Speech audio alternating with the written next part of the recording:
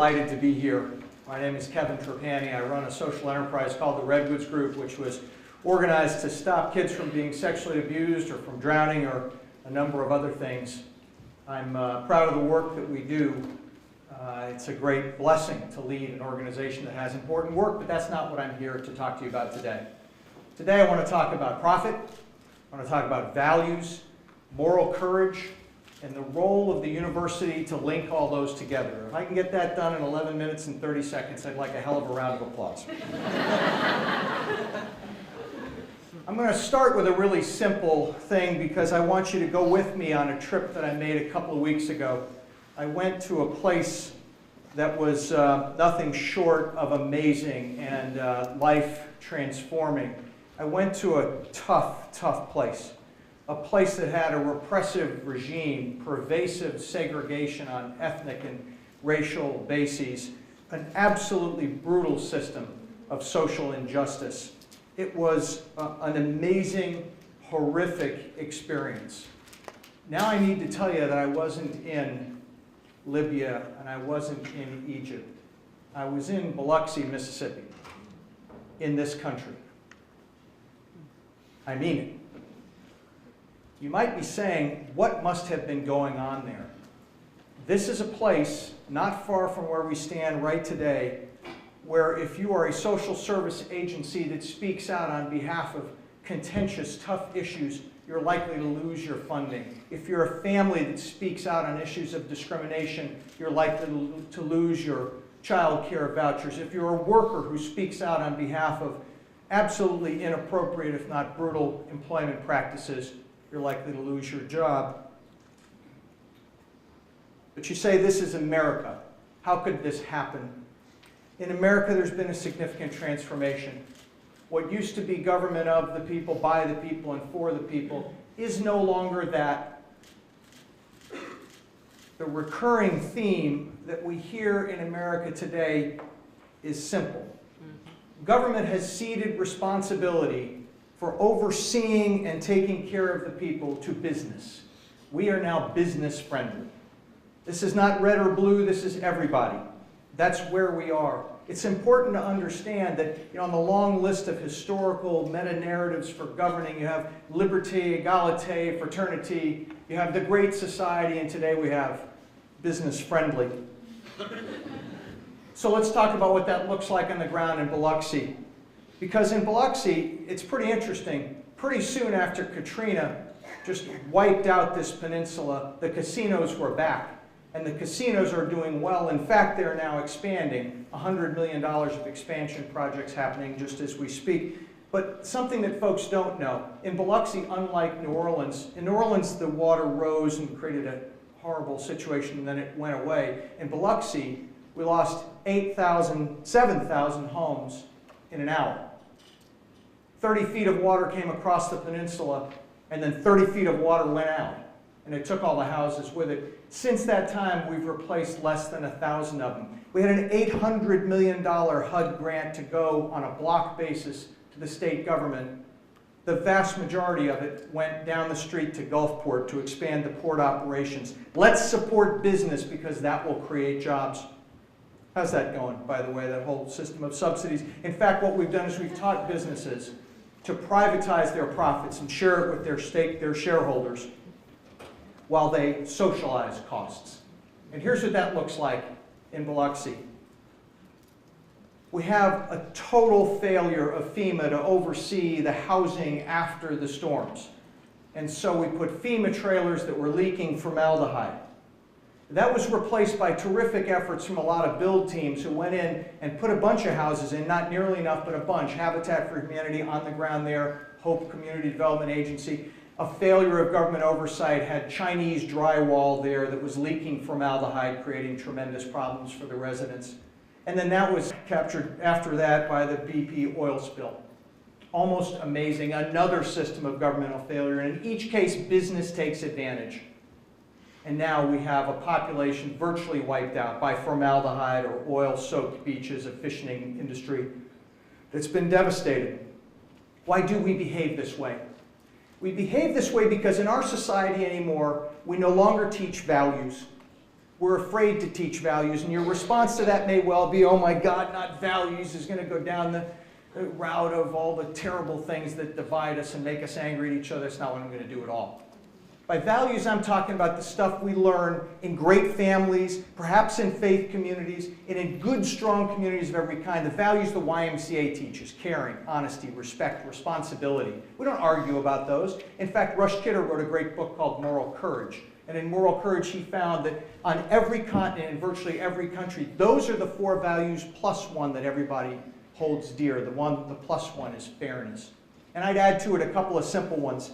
Things like humility. Simple humility, right? Of those to whom much is given, much also is expected. We are greatly blessed. We are expected to give. That's a formative value around which we can build community. Things like selflessness. Sun Tzu said of the greatest leader, it is said when he is gone, we did it ourselves. And a sense of urgency to attack, as you've heard today, the most important problems facing humanity. Dr. King told us that we must not be tranquilized by the narcotic of gradualism.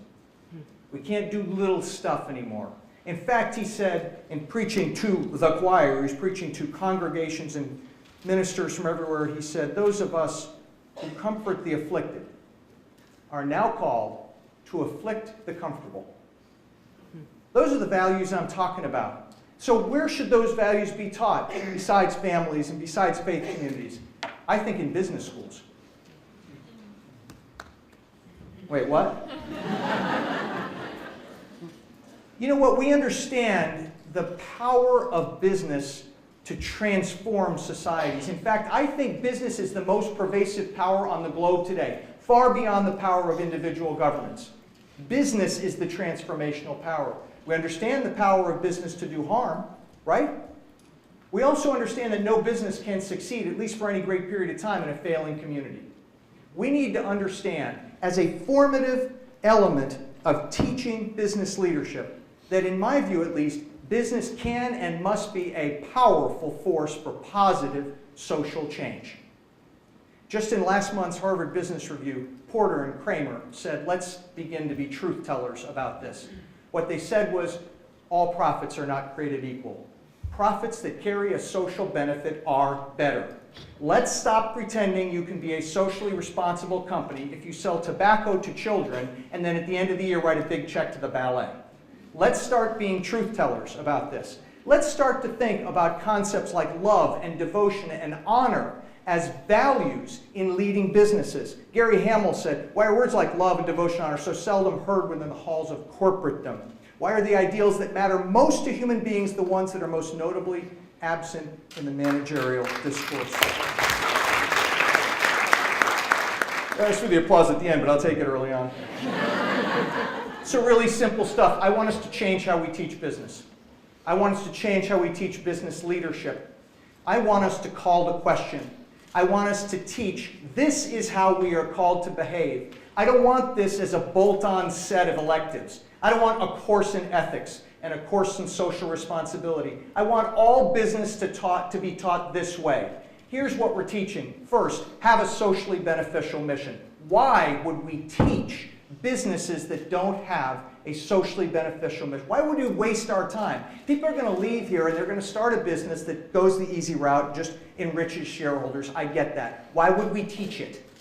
Why wouldn't we teach only one way, which is to solve the biggest problems that face humanity? That's first. Second, we have to have sustainable profitability. My kids are watching tonight, and they all get this. You got to do what you got to do before you get to do what you want to do. Right?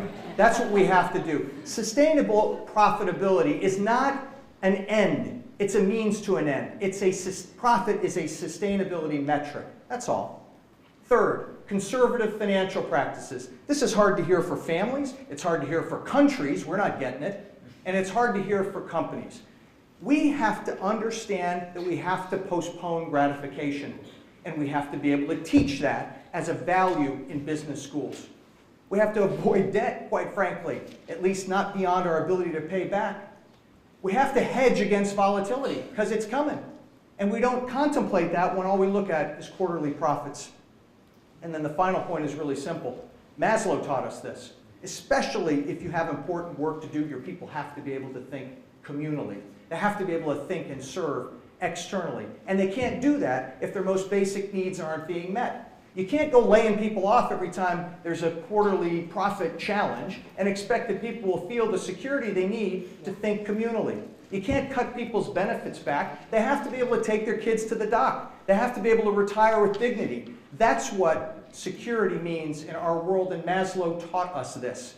That's why we need progressive employment practices. And so, at the end of the day, all profits are not created equal. You know, it's interesting, always been interesting to me. Steve Jobs, when he was recruiting John Scully to run Apple many years ago, said to him, "You want to spend the rest of your life," he was at Pepsi at the time, he said, "You want to spend the rest of your life selling sugar water to children, or you want to change the world?" He chose change the world, and I choose change the world. Everybody you heard from tonight has chosen change the world. Bobby Kennedy in the early 60s was talking to a bunch of young kids in South Africa, and he talked about moral courage. He said moral courage is the one vital, most essential element in changing a world that yields most painfully to change.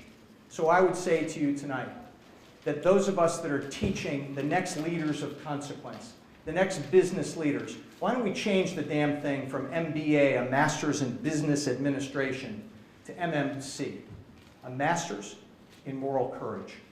Thank you very much.